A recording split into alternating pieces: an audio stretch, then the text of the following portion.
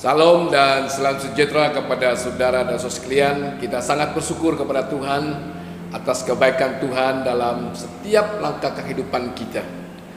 Nah, pada pagi ini mari kita siapkan hati kita dan mari kita menyerahkan setiap kita supaya dapat mendengarkan firman Tuhan, agar firman Tuhan yang kita dengar bukan hanya dimengerti, melainkan kita diteguhkan oleh firman Tuhan. Mari kita datang kepada Tuhan dalam doa kita. Mari kita berdoa. Bapa di surga, pada saat ini Tuhan kami datang kepadamu dan mengucap syukur atas kebaikan dan penyertaan dan perlindungan Tuhan sendiri kepada kami. Terima kasih Tuhan karena Engkau baik bagi setiap kami, sehingga saat ini kami diberi kesempatan sekali lagi mendengarkan firman-Mu. Tolong Tuhan urapi kami, penuhi kami dengan kuasa Roh Kudus-Mu. Kiranya tempat ini, ruangan ini dipenuhi dengan kemuliaan hadirat-Mu, dan biarlah Engkau menyatakan firman-Mu di tengah-tengah kami ya Tuhan. Oleh Tuhan berbicaralah Engkau kepada kami, karena kami sudah siap untuk mendengarkan firman-Mu. Di dalam nama Tuhan Yesus, penyelamat kami yang hidup, kami sudah berdoa dan mengucap syukur. Semua katakan amin. Saudara dan saudara sekalian, setelah kita mendengar pembacaan firman Tuhan dalam Injil Yohanes pasal 15 ayat 1 hingga 8, maka tajuk khotbah kita yaitu tetap dalam Kristus supaya dapat berbuah. Dalam Yohanes pasal 15 ayat 4 mengatakan, "Tetaplah bersatu dengan aku, dan aku pun akan tetap bersatu dengan kamu. Carang sendiri tidak dapat berbuah, kecuali tetap pada pokoknya. Demikian juga kamu. Kamu hanya dapat berbuah jika kamu tetap bersatu dengan aku."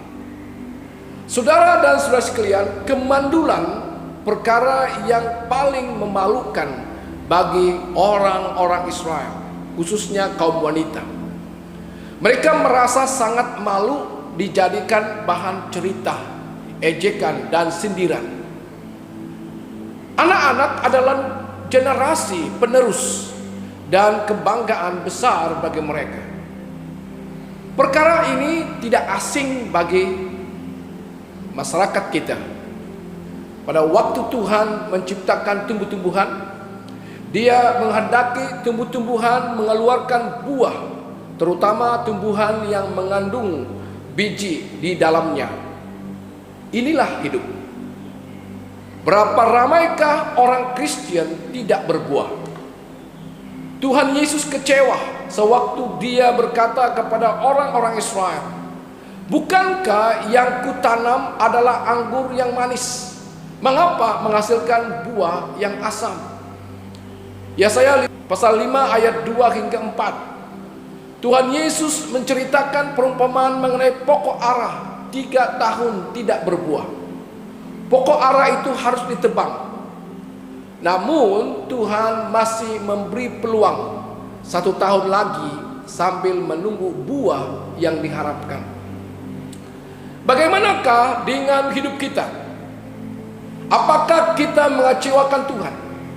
Maukah kita menyenangkan hati Tuhan dengan menghasilkan buah-buah hidup kekristenan kita? Berbuah adalah tanda perbezaan antara ciptaan Allah dan buatan tangan manusia. Buatan manusia tidak dapat berbuah. Ciptaan Allah boleh berbuah. Di kedai perhiasan banyak menjual ukiran kayu yang berbentuk serupa pokok pisang yang sedang berbuah. Rupanya macam asli, tetapi pokok tersebut tidak dapat berbuah sebab ia buatan manusia. Buatan Tuhan adalah tumbuh-tumbuhan yang boleh mengeluarkan buah dari kromosom yang sejenis dengan induknya. Yesus Kristus berkata, "Setiap carangku yang tidak berbuah dikerat olehnya, dan setiap carang yang berbuah dipangkas olehnya, supaya bersih dan berbuah lebih lebat. Tuhan Yesus menghendaki kita menjadi orang Kristen yang berbuah. Yohanes 15 ayat 16. Kamu tidak memilih aku, akulah yang memilih kamu dan menugaskan kamu supaya pergi dan berbuah lebat, buah yang akan tahan. Dengan demikian Bapa akan mengabulkan apa saja yang kamu minta daripadanya demi namaku. Saudara dan saudara sekalian, mari kita meninjau poin yang pertama, yaitu pokok anggur. Yesus mengatakan, akulah pokok anggur yang sejati dan kamu harus berbuah banyak. Gereja menjadi tidak seimbang sekiranya menekankan salah satu aspek sahaja dari quality atau quantity. Banyak gereja sekarang memperhatikan dan memperdebatkan mengenai pertumbuhan gereja. Mereka cenderung mengutamakan quantity. Siapapun yang datang, asal keanggotaan gereja bertambah, gereja itu berkembang. Begitulah teori mereka. Ramai orang berkata, lihat, gereja itu ramai anggotanya. Bukankah itu menunjukkan bahwa Tuhan berkatinya? Namun, iman yang berdasarkan firman Tuhan tidak hanya menerima kuantiti. Kuantiti harus diuji dengan quality. Dan quality harus diuji dengan quantity. Yesus berkata, aku adalah pokok anggur yang sejati, maka kamu harus berbuah banyak. Berbicara mengenai quality, menekankan mengenai quantity. Quantity harus berdiri di atas quality. Kalau quality tidak menjadi dasar dari quantity, maka quantity akan menyeleweng dan membengkok serta mengubah inti kekristenan yang sejati. Quantity bukan quality. Quality bukan quantity. Quantity dan quality harus bekerja seiring sejalan. Walaupun demikian, kita harus berdasarkan pada quality pokok, baru menuntut quantity. Mengapa Tuhan tidak mempercayakan semua orang melakukan pekerjaan Tuhan yang besar? Waktu Taurat diberi kepada Israel, maka saat itu 3.000 orang dibinasakan. Pada waktu Tuhan mau menyatakan kemenangan besar, maka Dia menyaring dari antara puluhan ribu orang hanya 300 orang sahaja yang terpilih dipimpin oleh Gideon. Semua ini mengajar kepada kita suatu perkara yang sering tidak kita pedulikan, yaitu quality. Prinsip dari Tuhan, saring terlebih dahulu sehingga orang itu betul-betul mengasihi Tuhan dan murni hatinya. Kalau mau melayani Tuhan tetapi tidak mau melalui ujian dan saringan, Tuhan sendiri yang akan menyaring dan menyingkirkan orang tersebut. Kalau motivasi kita tidak dimurnikan oleh darah Yesus Kristus dan melayani Dia hanya mencari muka atau kedudukan, maka Tuhan akan turun tangan menyaring kita. Waktu Uza berusaha menolong tabut perjanjian yang sedang jatuh itu, Tuhan membunuh dia. Tuhan tidak memerlukan tangan orang yang belum bersedia. Waktu Ananias dan Safira mempersembahkan uangnya dengan tidak jujur, Tuhan menyingkirkan mereka. Petrus berkata, kamu bukan menipu manusia, melainkan Tuhan. Mereka mati pada saat itu juga, sebab Tuhan menyaring umatnya. Sewaktu Bileam menjadi nabi, dia tidak taat kepada Tuhan. Dia disingkirkan oleh Tuhan. Yesus mengatakan, akulah pokok anggur yang sejati. Mengapa ramai orang Kristen pada waktu muda sungguh-sungguh dengan Tuhan, tetapi setelah tua menjadi bengkok? Mengapa ramai penginjil pada mula-mulanya begitu rendah hati, tetapi setelah berjaya mereka menjadi sombong luar biasa? Jawaban dari seorang pendeta, kalau Anda adalah emas murni, mengapa harus takut api?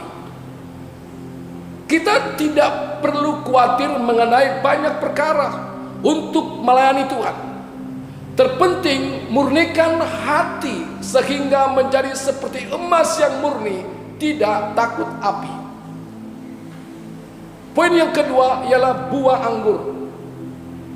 Kita harus berbuah, mengharapkan pokok anggur menghasilkan buah anggur yang baik.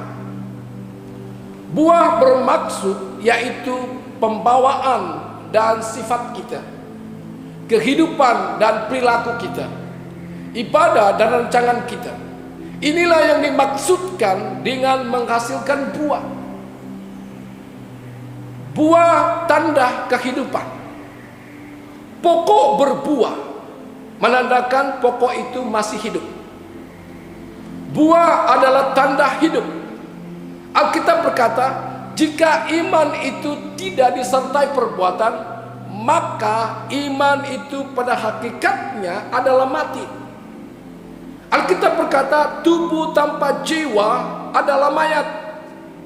Demikian pula iman tanpa buah adalah mati. Yohanes Pembaptis berkata, hasilkanlah buah yang sesuai dengan pertobatan. Kita harus membezakan hati bertobat dan buah-buah pertobatan. Hati pertobatan dilihat oleh Tuhan, tetapi buah pertobatan dilihat oleh manusia. Kalau hati kita beriman kepada Tuhan, tetapi kelakuan kita bertentangan dengan iman, maka kita tidak mempermuliakan nama Tuhan. Yang kedua, buah tanda pertumbuhan. Kalau Anda belum pernah menanam pokok dengan tangan sendiri, Anda belum mengerti apa maksudnya sabar menanti dengan harapan bahwa pokok yang ditanam bertumbuh dan mengeluarkan buah. Kalau Anda menanam benih dan menyaksikan benih itu bertumbuh dan berbuah, maka Anda akan memahami perasaan gembira serta terhibur. Demikian juga hidup orang Kristen. Kadang kita melihat anak orang lain yang bertumbuh dengan cepat dan heran melihatnya.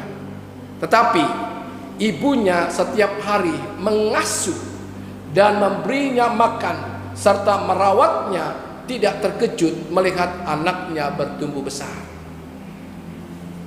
Buah-buahan yang baik Anda boleh beli di pasar dengan mudah daripada menanamnya sendiri. Berbuah adalah tanda pertumbuhan. Kalau Anda mau menjadi orang Kristen yang bertumbuh, nyatakanlah anugerah Tuhan kepada orang lain dengan memberitakan Injil. Setiap orang yang mau melayani Tuhan harus berusaha bertumbuh sendiri. Ketiga, buah tanda kematangan. Pokok yang berbuah menandakan pokok itu sudah matang atau sudah dewasa. Mengapa ada orang Kristen yang rohaninya tidak matang-matang? Sebab rahasia kematangan belum diterima dan dijalankan olehnya. Siapakah kerohaniannya matang? Pertama, tidak mementingkan diri. Kalau Anda selalu merasa kurang diperhatikan, Anda belum memiliki kematangan secara rohani. Mari mulai belajar rendah hati, menyapa orang lebih dahulu, melayani orang lain, mengubah pembawaan pasif menjadi aktif, dan menuntut lebih banyak dari diri sendiri, bukan dari orang lain.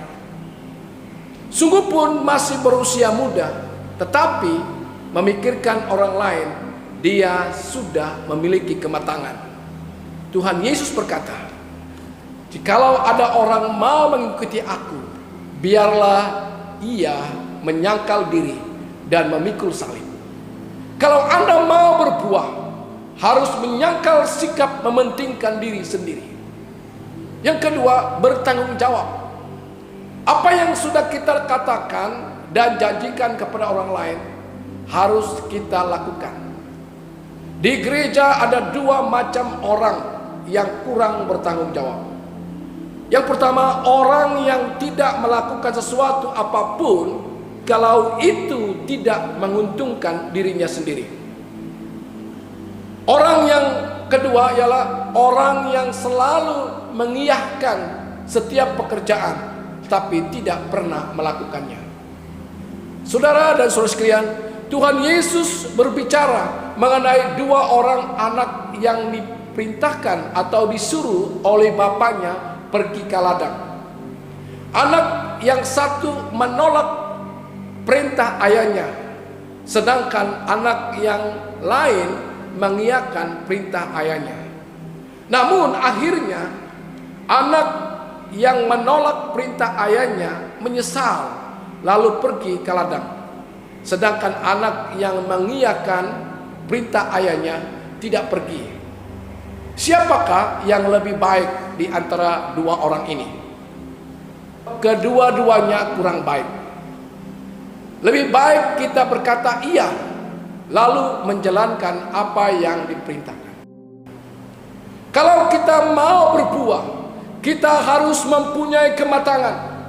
Kematangan datang dari menyangkalkan diri. Kematangan datang dari perasaan bertanggung jawab.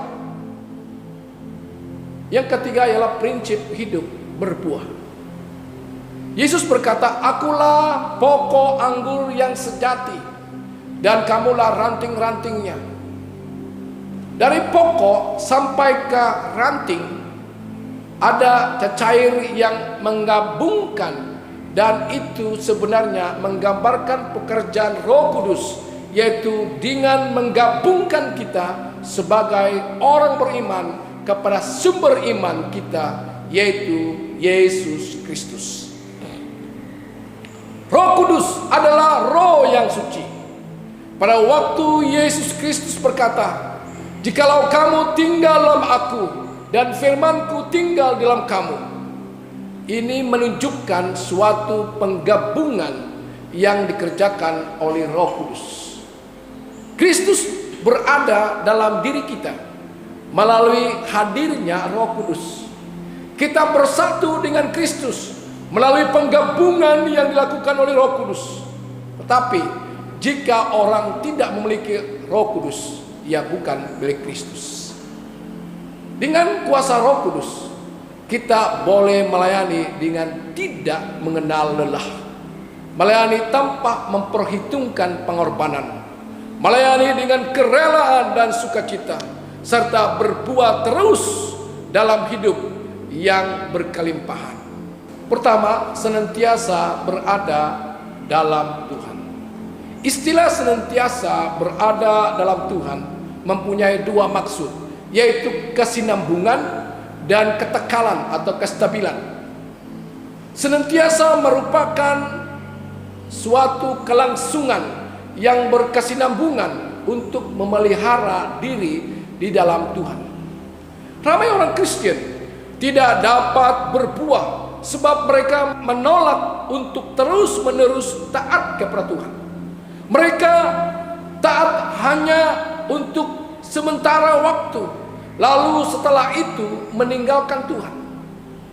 Jangan bermain-main dengan Tuhan, sebab Tuhan adalah Tuhan. Maka Anda harus menyerahkan diri untuk taat. Adakah yang mengganti tempat Tuhan di dalam hati Anda? Apakah ketekalan dan kesinambungan Anda melayani Tuhan masih ada? Yesus berkata, "Kalau Anda selalu berada dalam Dia, maka Anda akan berbuah. Ikan yang hidup di permukaan laut adalah ikan yang ikut arus dan ombak. Waktu permukaan laut tenang, ikan itu ikut tenang. Waktu ombak bergelora, ikan itu bergelora sebab ia terpengaruh oleh permukaan laut yang tidak tetap. Tidak demikian halnya dengan ikan yang hidup di laut yang dalam. Biar bagaimanapun ombak bergelora, ia tetap stabil. Kita memerlukan ketekalan, kestabilan, dan kemantapan rohani yang tidak dipengaruhi oleh lingkungan, senantiasa berada di dalam Tuhan. Yang kedua, dipangkas. Setiap ranting padaku yang tidak berbuah dipotongnya, dan setiap ranting yang berbuah dibersihkannya supaya ia lebih berbuah. Kamu memang sudah bersih karena firman yang sudah kukatakan kepadamu. Dalam terjemahan lain, kata dibersihkan bermaksud dipotong supaya lebih rapi, lebih bersih. Apa yang tidak diperlukan harus dibuang. Hanya yang tinggal adalah yang diperlukan. Pada waktu api membakar kota London, setelah selesai kebakaran besar itu, Raja England menugaskan seorang arsitek bernama Christopher Ram membangun kembali gereja Saint Paul. Gereja tersebut juga dipakai oleh putra Charles melangsungkan perkawinannya. Ukiran-ukiran yang besar dan cantik dipasang di ketinggian kira-kira 260 kaki dari tanah. Ada seorang yang mengukir salah satu hiasan di situ dan berdiri di ketinggian tersebut. Dia sedang memandang hasil ukirannya yang baru selesai. Tetapi secara tidak sadar ia memandangnya sambil berjalan mundur setapak demi setapak sampai berada di ujung papan. Kalau dia mundur setapak lagi, dia pasti jatuh dan mati. Seorang kawannya melihat. Dia terkejut sebab kedudukan si pengukir berdiri sungguh berbahaya. Kalau dia berteriak, takut si pengukir itu terkejut dan jatuh. Akhirnya tidak ada cara lain. Dia ambil cat dan merosakkan hasil ukiran rikaannya itu. Waktu ukiran tersebut dicat tidak karuan oleh kawannya yang berusaha menyelamatkannya, si pengukir amat marah dan langsung menghampiri dia dan mahu memukulnya. Tetapi kawannya memberitahu dan menunjukkan tempat si pengukir itu berdiri. Akhirnya si pengukir sadar bahwa kawannya berusaha menyelamatkan dirinya. Saudara dan saudara sekalian, demikian juga Tuhan kita. Kadang-kadang Dia merosakkan gambaran yang kita idam-idamkan. Dia mengambil orang yang paling kita cintai dan memberikan perkara yang paling sukar dalam hidup kita. Cara Tuhan seringkali melawan logik dan pikiran manusia. Tetapi justru cara Tuhan adalah cara yang terbaik. Amin. Mungkin saudara lama Anda marah dan dengan tangisan Anda berdebat dengan Tuhan. Tapi biarlah Anda mendengar suara Tuhan yang penuh kasih, yang mengatakan bahwa perkara itu perlu dikerjakan dalam diri Anda untuk kebaikan Anda. Bolehkah Anda dengan air mata kembali kepada Tuhan dan bersyukur atas guntingan Tuhan yang sedang memotong daun-daun yang indah dalam diri Anda sehingga kelihatan gundul atau botak? Maukah Anda tetap mencintai Tuhan? Maukah Anda mendapatkan rahasia hidup berbuah? Saudara dan saudara sekalian, Firman Tuhan mengatakan dalam Yohanes pasal 15 ayat 4, tetaplah bersatu dengan aku, dan aku pun akan tetap bersatu dengan kamu. Carang sendiri tidak dapat berbuah kecuali tetap pada pokoknya. Demikian juga kamu hanya dapat berbuah jika kamu tetap bersatu dengan aku. Saudara dan saudara sekalian, hanya kita dapat berbuah, berhasil hanya apabila kita bersatu dengan Yesus. Mari kita berdoa. Terima kasih Tuhan atas firman yang hidup dan sederhana. Kiranya itu ya Tuhan menjamah memenuhi kami, supaya setiap kami yang telah mendengarkan firman-Mu diberkati oleh Tuhan, dan kami berbuah oleh karena kami berada dalam Tuhan dan Tuhan ada dalam kami, dan membuat kami terus teguh dan terus berjalan dalam iman kami kepada Tuhan dan mempermuliakan Tuhan. Terima kasih Bapa, berkati semua yang mendengarkan firman-Mu, berkati kami semua. Di dalam nama Tuhan Yesus, penyelamat kami yang hidup, kami sudah berdoa dan mengucap syukur. Semua katakan, amin.